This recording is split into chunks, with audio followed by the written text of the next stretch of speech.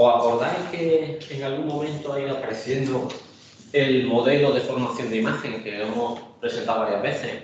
Y siempre lo hemos planteado de esta forma, ¿no? O sea, el modelo más común para nosotros,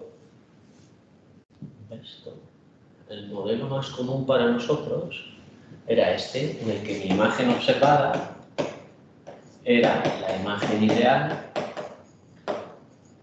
convolucionado con una PSF más width. Bueno, pues vamos a ver qué modelo utilizan ellos. Ellos utilizan otro.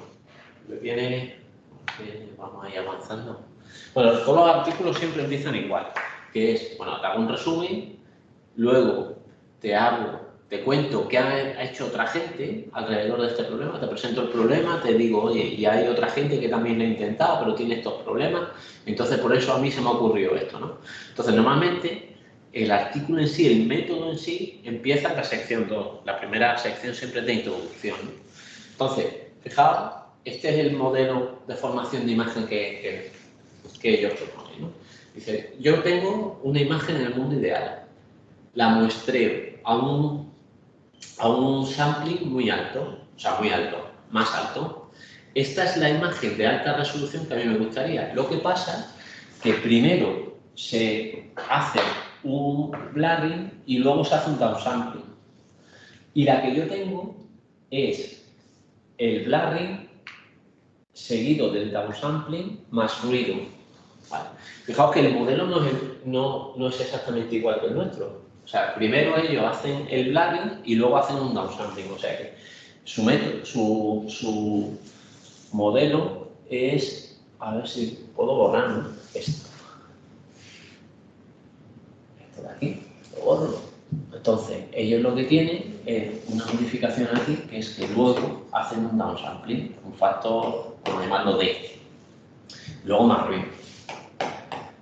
Y fijaos que no es lo mismo este modelo que este otro, que no es el que vamos a utilizar. Vamos a utilizar, voy a cambiar aquí de colorín. Yo podría haber planteado que mi modelo fuese este. A ver.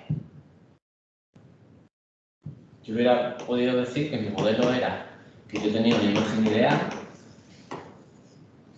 hacía el downsampling, luego convolucionaba y luego le añadía arriba. Entonces, estos dos modelos no son equivalentes, ¿vale? El orden en el que hagan las operaciones no son equivalentes. No son equivalentes si fueran operadores lineales, ¿serían equivalentes? Lineales, sí. Lineales. Sí. Y si no son equivalentes, ¿quién es el no lineal? El downsampling. El downsampling es no lineal. Vale. Entonces, Pero, dime. Carlos, aquí, ¿hay una utilidad en usar el downsampling después de hacer la convolución con la PS? No es que haya una utilidad, es que en mi problema yo solamente tengo acceso a este. O sea, mi máquina solamente me da este. Lo que pasa es que yo sé que internamente hubiera podido acceder a este en caso de existir, pero es que a lo mejor ni existe dentro de la máquina. Vale. Yo quiero recuperar esta, pero esta no la tengo. ¿Vale? Vale. O sea, yo la que veo es esta. Vale. Nosotros normalmente planteamos las cosas, las ecuaciones, utilizando convoluciones y downsampling, pero yo podría plantearlo utilizando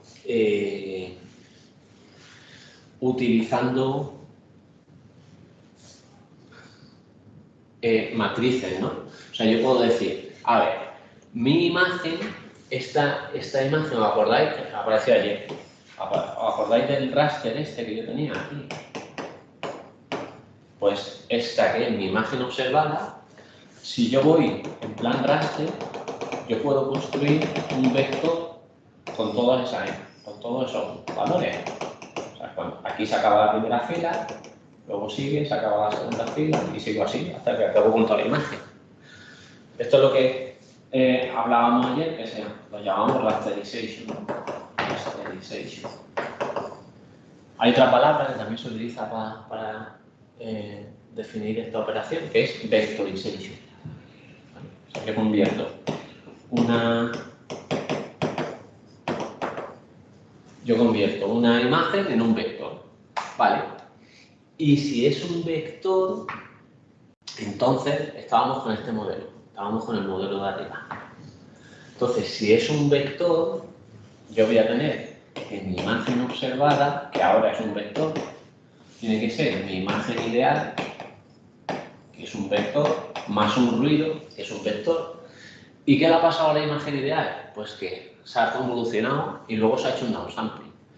Yo puedo hacer, puedo expresar la PSF, la convolución con la PSF de otra forma, sí. Yo puedo decir, ellos ¿qué letra utilizan para eso? Yo puedo decir que hay una matriz, fijaos, vamos a ir poniendo nombres a las cosas. Si esto es una matriz, si esto es de tamaño L por L, este será un vector de tamaño L cuadrado por 1. Y yo puedo encontrar el resultado de una convolución, es otra imagen, ¿no? Luego, el resultado de esto tiene que ser L cuadrado por 1.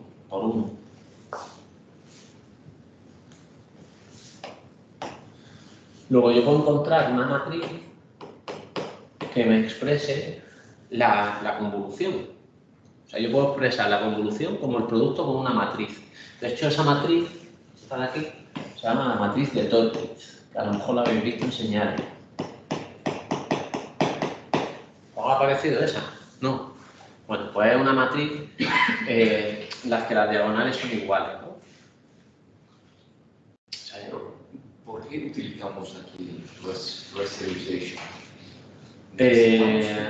Porque me interesa ponerlo como un vector. Quiero poner el problema como un problema de vectores. Poner los valores de cada píxel en un vector. Sí, sí. Es otra forma de mirar a las imágenes, ¿no? O sea, yo puedo mirarlas como señales bidimensionales o puedo mirarlas como si fueran un vector en el espacio L cuadrado dimensional. Computacionalmente hablando, ¿cuál es la mejor? Depende para qué operación vaya a hacer. Hay operaciones que se hacen muy bien aquí, hay operaciones que se hacen muy bien en otro espacio, ¿no? O sea, pensando como si fuera un vector, depende de la operación.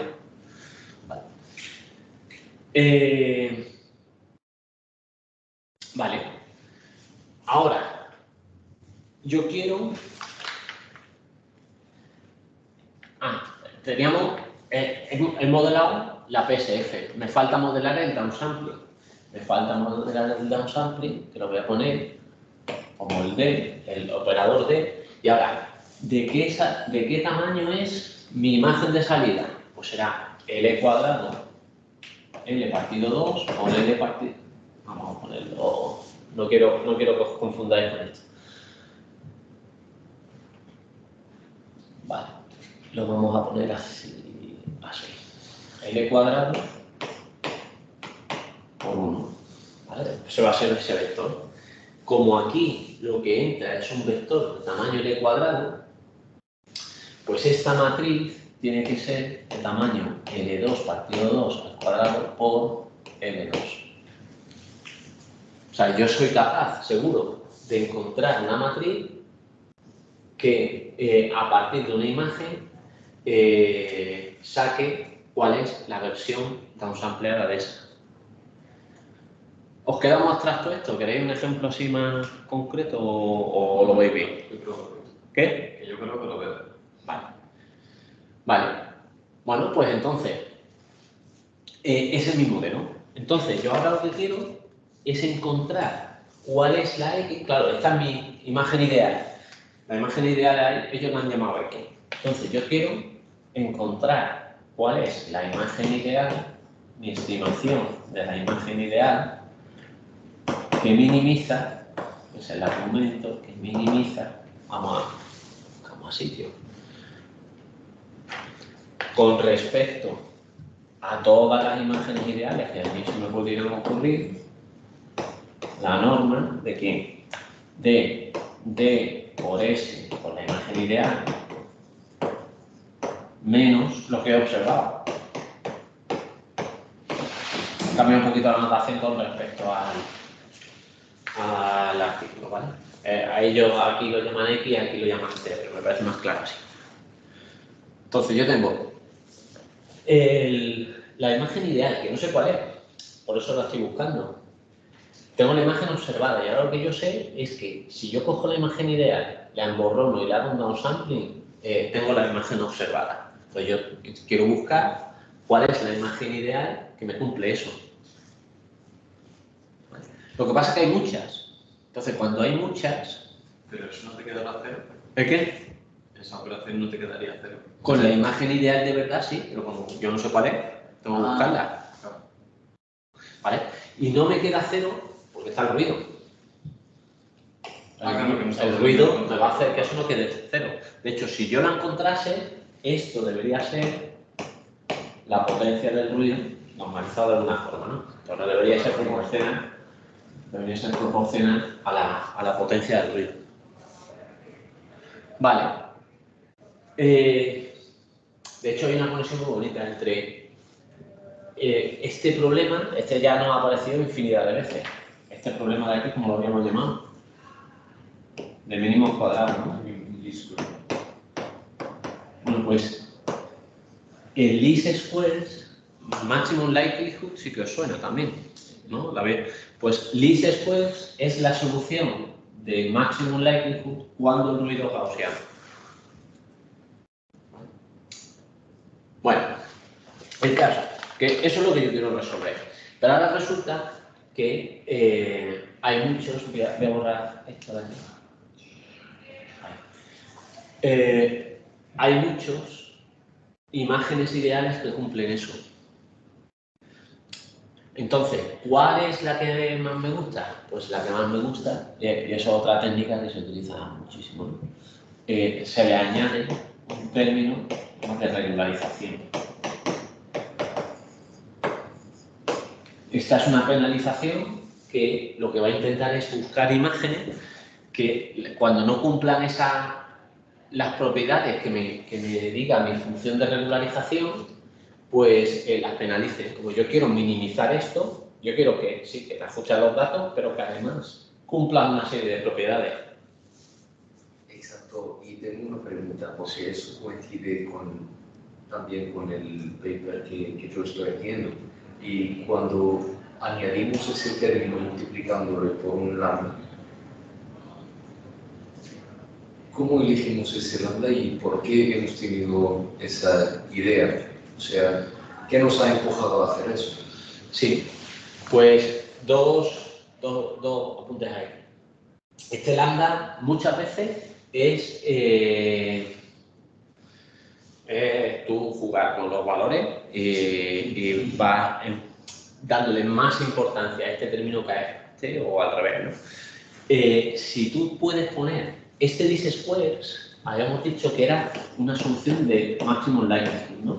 Maximum likelihood es, yo tengo una i, que es una f de x, ¿vale? A través de unos parámetros.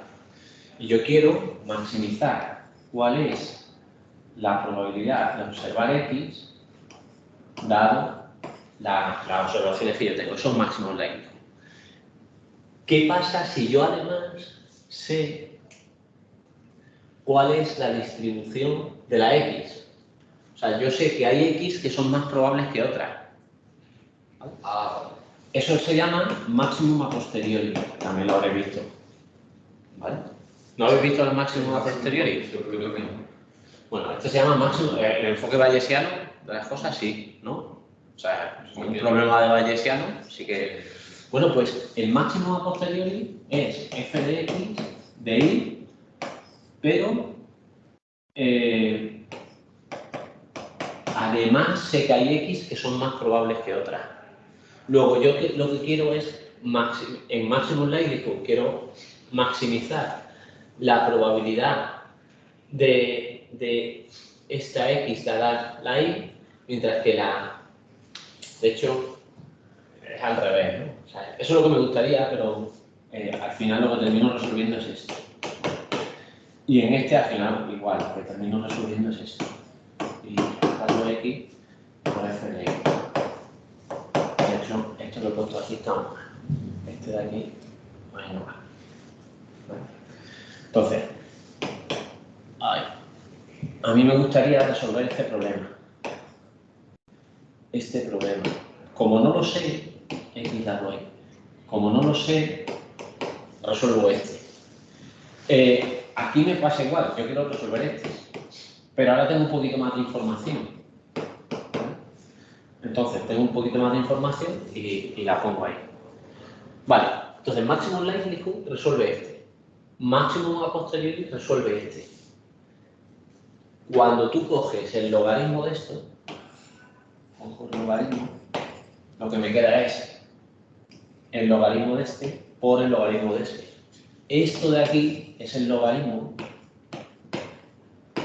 de f de x. Entonces, ¿qué nos empuja a poner este término de regularización? Que yo sé que hay x que son más probables que otras y sé cuál es una distribución, sé cuál es el logaritmo de esa distribución.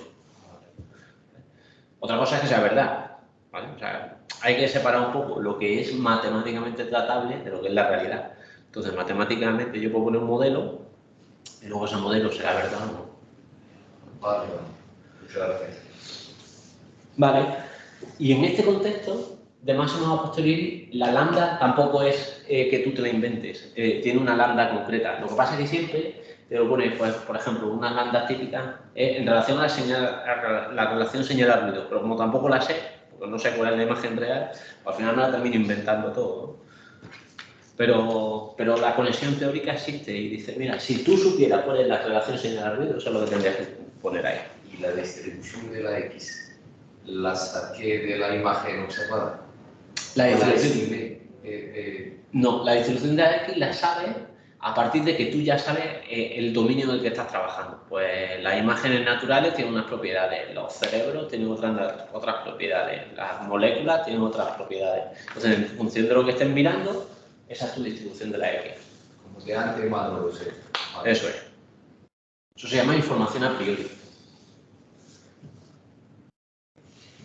Eso se llama, este de aquí, información a priori. Que viene del dominio en el que tú trabajas. Vale. Dice, bueno, pues, en concreto, ¿qué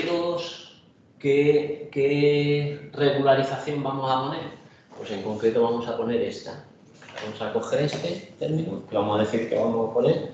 Voy a poner dos regularizadores. Uno que va por el rango de X de la imagen ideal, más otro que va por total variation, por la total variation de la imagen ideal.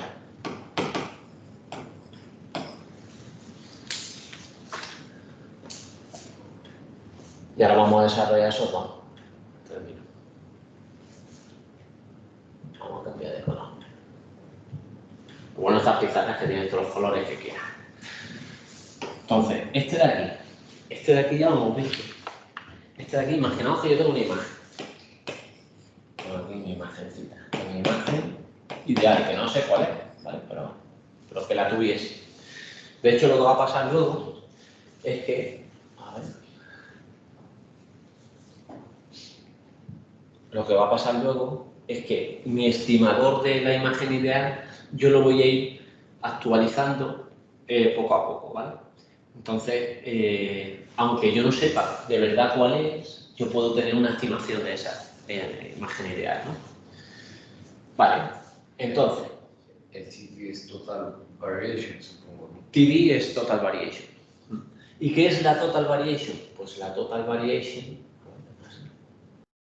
es, tú coges la imagen ideal, calculas el gradiente de la imagen ideal, el módulo del gradiente de la imagen ideal.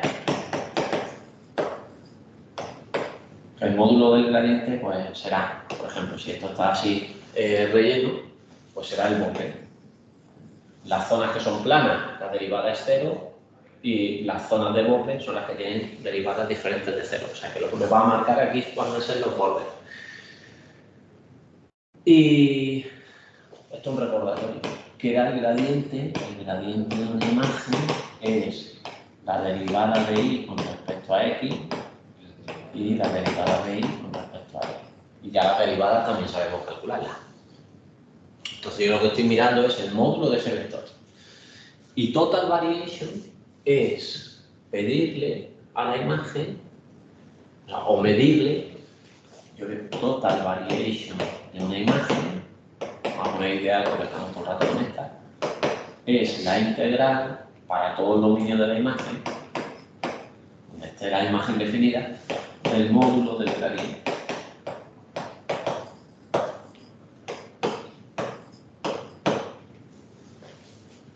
Entonces, ¿qué es lo que estoy pidiendo? A ver, yo lo que estaba penalizando por la total variation. Es decir, que yo lo que quiero es imágenes que tengan pocos bordes. Entonces, si tú me vas a poner una imagen ideal, por ejemplo, una imagen ideal que le va a parecer a esta, pero tiene muchos bordecitos aquí, tiene muchas subidas y bajadas, al final su derivada va a tener mucho ruido aquí en medio y me va a parecer peor que una que sea más lisa. ¿Vale? Cuando las imágenes son lisas, su derivada es 0 y entonces no penaliza en el término de variación total. Entonces, este término lo que promueve son imágenes que tienen zonas planas. Siempre que, o sea, tú vas a intentar ser tan plano como sea posible, siempre que te ajustes a los datos. Entonces, siempre hay dos términos. Uno que se llama, este de aquí, se llama fidelidad a los datos. Fidelidad a los datos. O sea, tú tienes que ser consistente con lo que estás observando. Pero, por otro lado, tienes que ser consistente con tu información a priori. Información a priori, cuando pones total variation, es que las imágenes tienen zonas planas. Por ejemplo, en un cerebro, pues todo el fondo debería ser 0. ¿No? Las imágenes estas que están enseñando por aquí, ¿no? A ver. Aquí el fondo tiene que ser 0. Y donde tengo la zona esta gris, donde está la zona gris, pues hombre, a lo mejor hay un poco de variación, pero en general es plano. ¿Plano en qué sentido? O sea, que la intensidad siempre es la misma. ¿Vale? Entonces, eso por un lado. Luego, por el otro más complicado. Esta otra regularización, ¿qué significa? ¿Puedes, por favor, bajar la pantalla un segundo? ¿Esta? Sí. Bien. Gracias.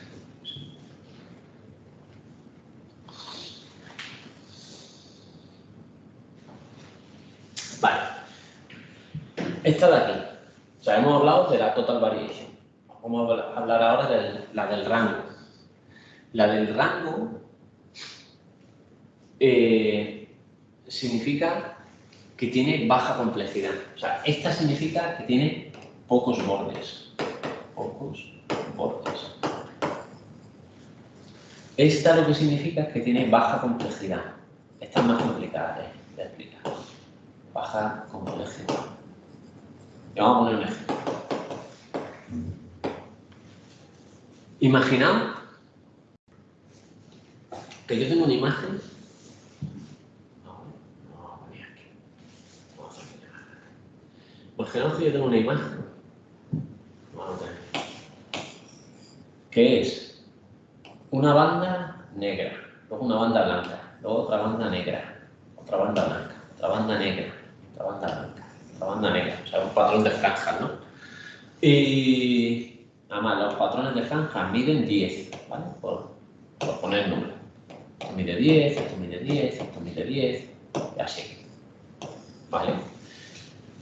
¿Qué complejidad tiene esto? Complejidad significa cuántas líneas, cuántas columnas diferentes necesitas para representar esto. Imaginaos que esto vale, yo qué sé, valor 10, ¿vale? Todo el rato, 10, y esta de aquí vale 240, todo el rato, abajo. Vale, pues yo puedo decir, mira, esta imagen, mi imagen observada, va a ser, voy a tener dos filas, ¿vale? No me quiero liar con las dimensiones de la cosa.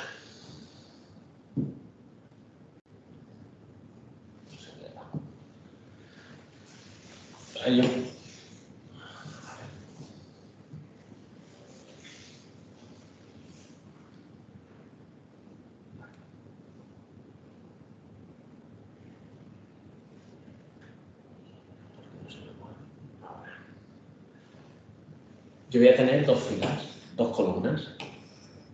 Voy a tener una que vale 10 todo el rato y otra que tiene 240 todo el rato. Estos son vectores L cuadrado por 2. ¿Vale? Y ahora, aquí es donde no me quería ver, lo he puesto por la izquierda, pero realmente tendría que ser por la derecha. Vamos a poner este para acá. Yo lo voy a multiplicar por un vector que va a ser 2 por... Me estoy liando, ¿vale? Con las dimensiones.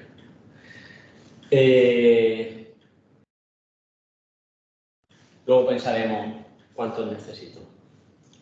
Va a ser... Creo que 2,1 está bien, porque al final vamos a llegar a un rastreo.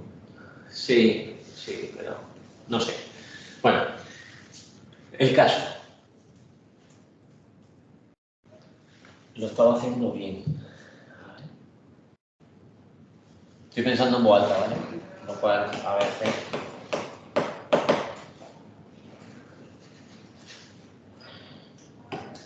L cuadrado... Al final quiero L cuadrado por 1. L cuadrado...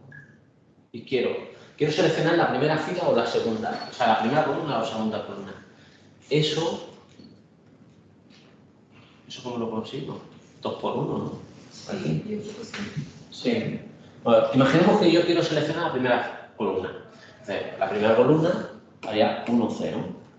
Y ahora quiero seleccionar la segunda columna. La segunda columna sería 1, 0. La primera. Ahora quiero la segunda. Pues sería 0, 1. Y luego 0, 1. Entonces yo con solamente dos filas, lo que pasa es que esto no es, sería 2 por L cuadrado. Y esto me queda L cuadrado por L cuadrado, que no es lo que quiero. ¿Qué queremos hacer precisamente? Yo quiero reproducir, mira, el problema está en que este no es L cuadrado.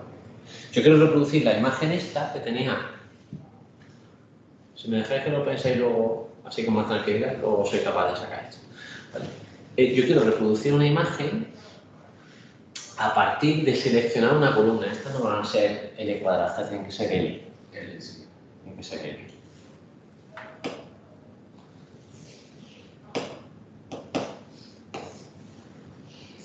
Esta tiene que ser L.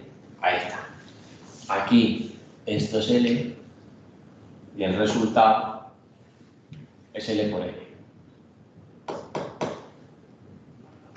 Eso. Y el resultado es L por L, que es mi imagen. No lo voy a tener como vector, sino lo voy a tener como una imagen. ¿Vale? O sea, esta imagen es una matriz de tamaño L por L. La voy a conseguir así. L por 2 por 2 por L. Ya está. Vale. Entonces, esto se me ha quedado.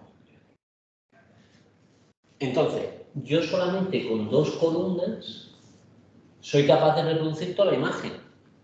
Lo único que tengo que decir es qué columna quieres seleccionar en cada caso. Vale, ¿cuántas columnas has necesitado para generar la imagen entera? 2. Bueno, pues el rango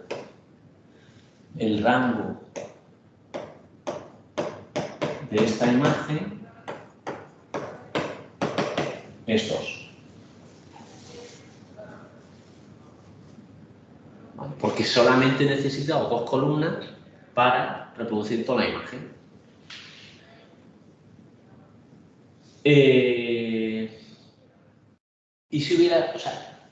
¿Y si necesito más columnas? Pues cuantas más columnas necesites, más compleja es tu imagen. ¿Vale? Y siempre el proceso es columna por columna. Sí, o sea, yo puedo tener unas pocas columnas.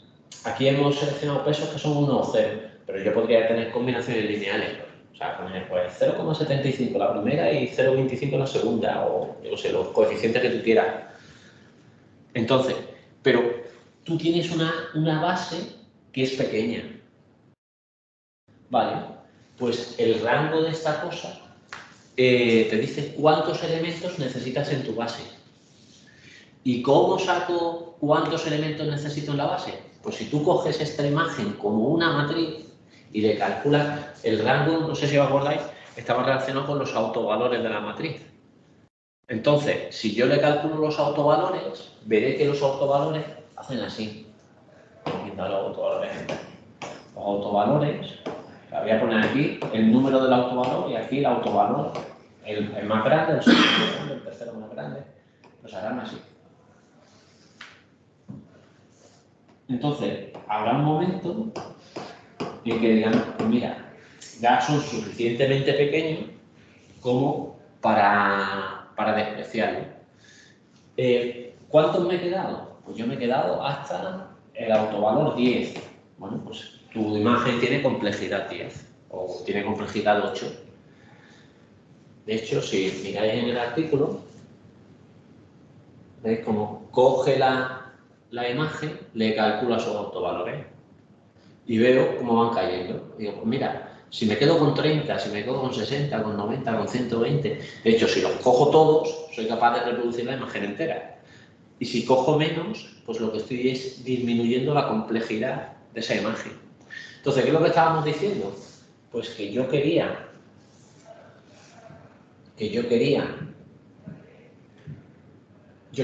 una imagen ideal que fuera compatible con la imagen observada, que tuviera baja complejidad y tuviera pocos bordes. Entonces, para el ranking tendremos más suerte si la imagen está simétrica, digamos. Claro, pero si, claro. si no hay nada de simétrico, habrá como una matriz. Habrá que multiplicar por una matriz L por L y sacar esa matriz. Cuanto más compleja sea tu imagen, o sea, simetría significa que tu complejidad de la imagen se reduce por 2. Sí. Mientras que si no tengo simetría, pues necesitaré más elementos. En vez de aquí hacer esta multiplicación solamente por 2, pues necesitaré más elementos ahí.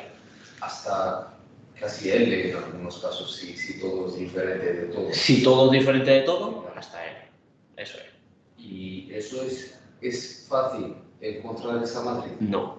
O sea, no es normal que necesites los L. O sea, normalmente las imágenes naturales tienen, o sea, un píxel y el de al lado se parecen. Vale. ¿Vale? O sea, de hecho, yo te miro a ti, te veo la camiseta verde y el píxel de la camiseta verde y el de al lado de la camiseta verde se parece. Te miro el brazo, el píxel del brazo y el del lado del brazo también se parece. Luego la complejidad no es L. Vale.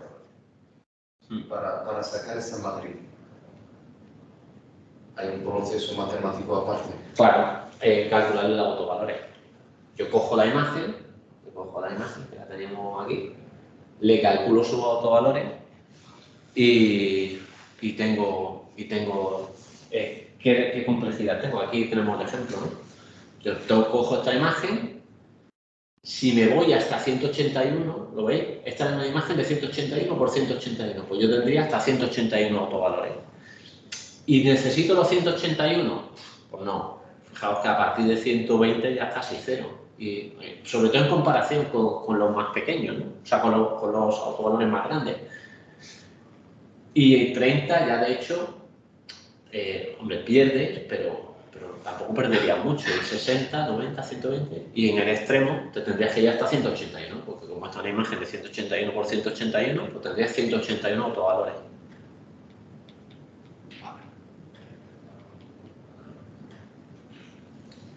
Vale. Bueno, pues ya hemos visto, yo creo que ya hemos visto casi todo lo que quería. Que luego lo que falta es una técnica que me parece ya más complicada para aplicarla. Se llama, vale, yo ya sé lo que quiero resolver. Este es mi problema que quiero resolver. Ya la pregunta es, oye, ¿cómo lo resuelves? O sea, ¿cómo encuentras una imagen que minimice esto? Bueno, pues sí que voy a apuntar por lo menos el esquema. Luego ya el detalle matemático nos lo vamos a saltar. Pero el esquema es el siguiente. Dice, pues mira, tú vas a empezar con una imagen cero. Va a ser un proceso iterativo. Entonces tú empiezas con algo. ¿Cuál sería la primera aproximación que se os ocurriría, que tendría sentido? Fijaos cómo era el proceso de adquisición de imagen. El modelo de formación de imagen era, yo tenía una imagen ideal, la emborroné y le hice un downsampling y luego le añadí ruido. ¿Cuál podría ser mi primera estimación de cómo era eso? Ruidoso. Si conocemos el ruido, no lo contamos. ¿El qué? Si conocemos el ruido, quitarlo, pero como no lo conoces, ¿cuál era la otra? Yo diría que sería mi primera estimación todo ruido. Podría ser otra forma, pero hay una mucho mejor. ¿A qué se tiene que parecer la imagen ideal? Pues como poco la imagen observada. Sí. Lo que pasa es que la imagen observada, esta era de L por L, mientras que esta es de 2L por 2L. Como lo he hecho en downsampling, esta es más grande que esta. Entonces, ¿qué tengo que hacer? Pues un upsampling, ya está. Le meto una matriz de upsampling, la hago más grande. O sea, este puede ser, por ejemplo, por lo que hemos visto antes de interpolación. Interpolas y esa es tu primera solución. Vale. Y luego vas a seguir un proceso iterativo en el que vas a construir la aproximación en K+1, la iteración K+1 como una función de lo que ya sabes en la iteración K.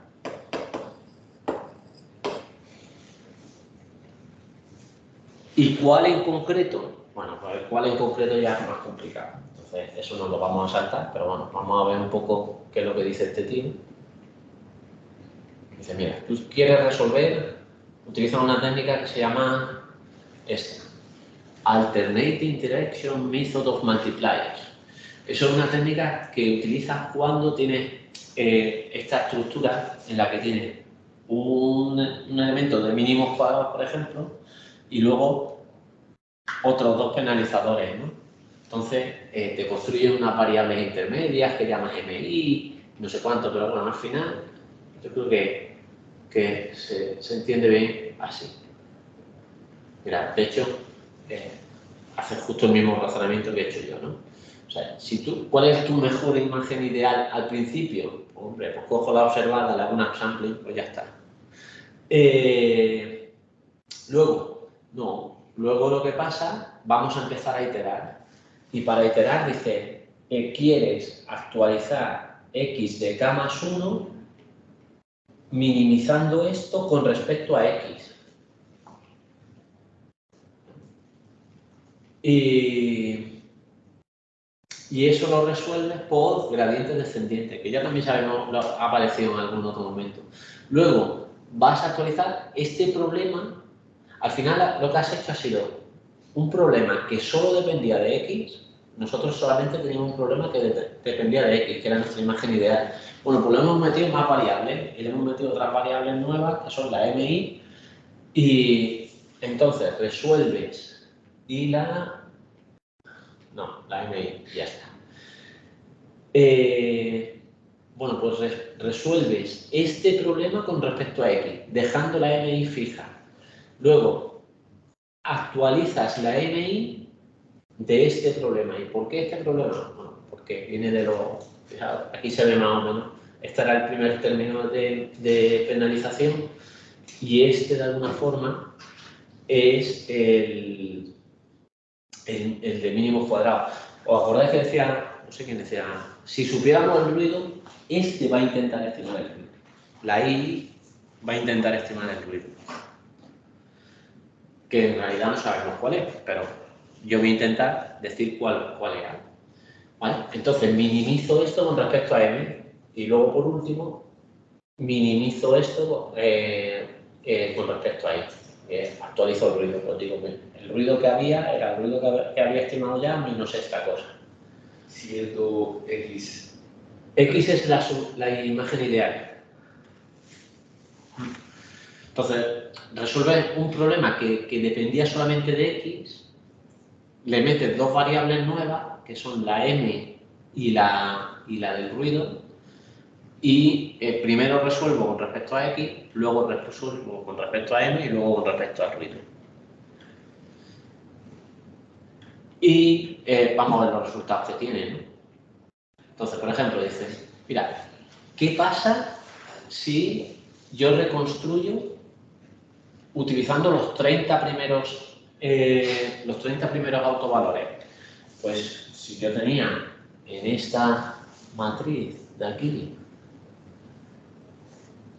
¿qué pasa si, ¿dónde estábamos? Aquí. Si aquí en vez de 2 utilizo 30. Bueno, pues si en vez de 2 utilizas 30, hombre, te pareces, pero hay una diferencia. ¿Y hay una diferencia muy grande? Pues bastante. O sea, hay muchas cosas que me he perdido. ¿Y qué pasa si en vez de 30 utilizo 60? Hombre, pues ya casi no hay diferencia, hay una pequeña zona donde un poco sí, pero pues ya un poquito. ¿Y 90? Pues ya 90 casi que no hay diferencia. Y 120 tampoco hay diferencia. Y no me hace falta, de hecho, llegar hasta 180. O sea, la complejidad no es tanta.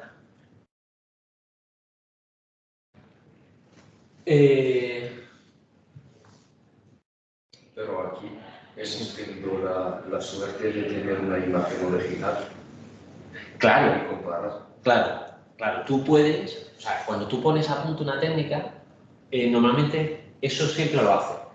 Primero, las pruebas con datos simulados, o sea, tú dices, a ver, si este de verdad fuera mi problema, o sea, si mi problema es este, a ver, ¿dónde estábamos? Si mi problema es este, entonces yo voy a simular el proceso. Voy a suponer que esto lo conozco, simulo todo el proceso, veo que me sale y ahora veo si mi método recupera la imagen original. Entonces, primero pruebo con datos simulados. Una vez que eso te funciona, pues tú ya confías en el método, se lo aplicas a las imágenes reales y esperas que si se ha comportado bien con los datos simulados o con datos reales también. Pero un único problema en este caso es que, como en el caso de que no tenga una imagen original, ¿cómo puedo saber el ranking perfecto? Porque el ranking tú lo estás calculando, tú no sabes el ranking perfecto, eso no lo sabes. Pero tú el ranking no lo calculas sobre tu dato perfecto, lo calculas sobre, cada vez lo calculas sobre los datos, tu estimación. Ah, vale. Y ver cuando hay menor diferencia entre este ranking anterior y actual sería un momento adecuado para parar. Eso es, claro.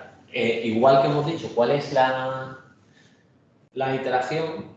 Tú dices, pues a partir de una actualizo de alguna forma, que ya hemos visto, eran los 3 subproblemas esos, y saco la imagen siguiente. Muy bien. ¿Y cuándo paro?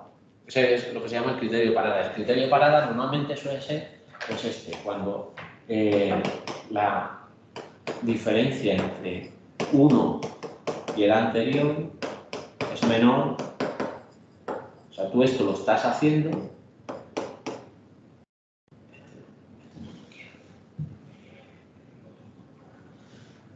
Tú esto lo estás haciendo hasta que esto es menor, cambia muy poco. Cuando de una iteración a la siguiente ya la imagen casi no cambia, dices, bueno, pues ya está bien. Podría ser el que tú dices, cuando el rango no cambia. Bueno, pero es más natural ponerlo sobre la imagen, no sobre el rango. Entonces tú vas ahí iterando hasta que tu imagen no cambia.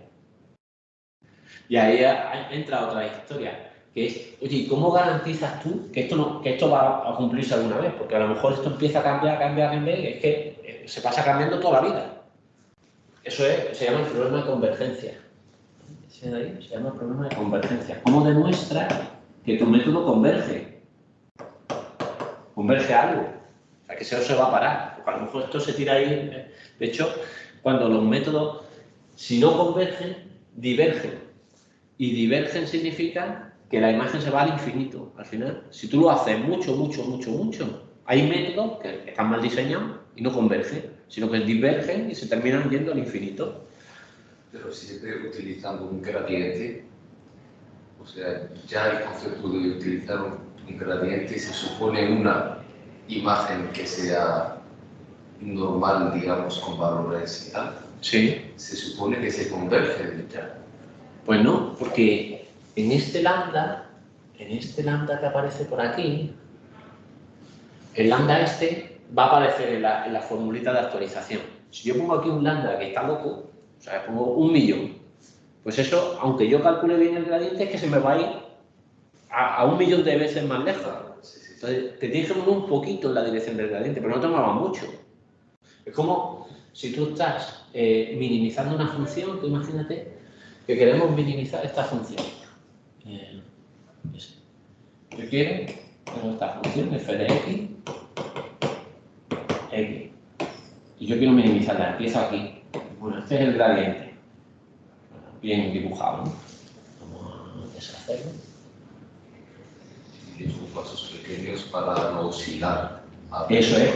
Entonces, si te mueves un poquito en la dirección del gradiente vas bien, pero como yo me mueva mucho, el gradiente, o sea, me puedo mover aquí. Eso es. Vale. Entonces, bueno, yo creo que ya en cuanto a método, pues ya lo hemos visto. Y ahora la cosa que un poco se, oye, ¿qué funciona? Pues fijaos, por ejemplo, esta es, simulan el proceso, ¿vale? Para demostrar si les funciona o no les funciona. Entonces, estos serían los datos originales, a alta resolución. Claro, ¿en qué contexto me puede valer esto? Imaginaos que un escáner de alta resolución me vale 3 millones de euros y un escáner de baja resolución me vale medio millón. Oye, ¿me puedo comprar el de medio millón y tener más o menos la resolución del de 3 millones? Pues vamos a ver, vamos a coger imágenes del de 3 millones.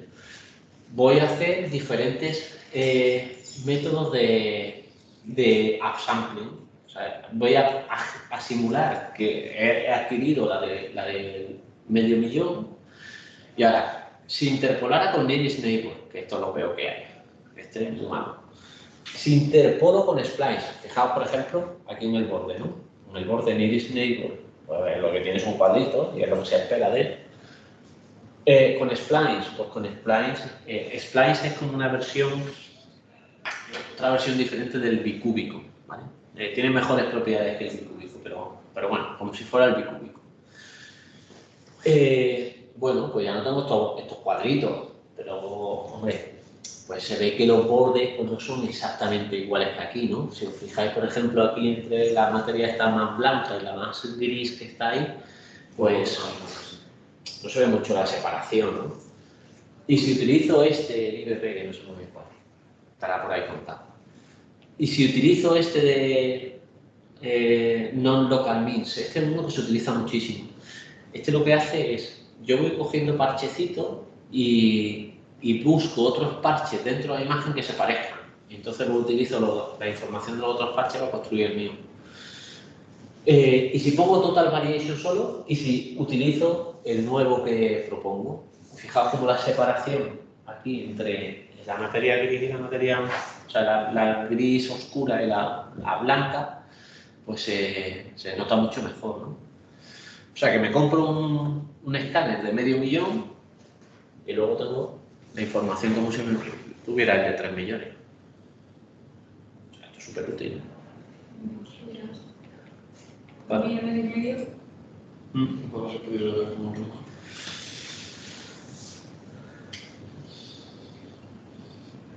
Y aquí vienen más ejemplos y más cosas.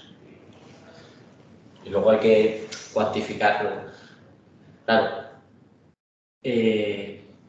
parte del proceso no solamente que tenga mejor aspecto, sino, por ejemplo, oye, y las conclusiones que hubieras sacado, por ejemplo, tú vas a medir grosor de la materia gris sobre las imágenes estas.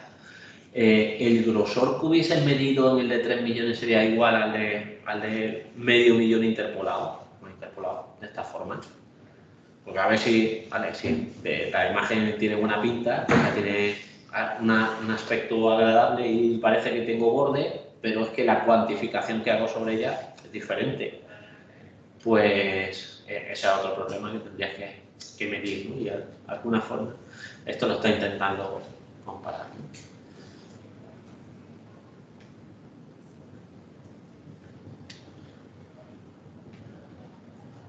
Yo creo que ya esta sería la idea. Pues nada, las matemáticas son muy útiles, ¿eh?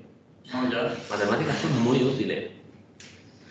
Yo siempre os digo, tenéis que hablar 3 idiomas. El idioma de los hombres, que es el español, el inglés, el árabe, lo que sea. El idioma de las máquinas, que es aprender a programar. Y el idioma de la naturaleza, que son las matemáticas. La más sincera también, ¿no? No sé si sincera o no sincera, pero... pero es el idioma de la naturaleza. La naturaleza está escrita en matemáticas, ¿no? Muy bien. Bueno, pues seguimos con nuestra práctica.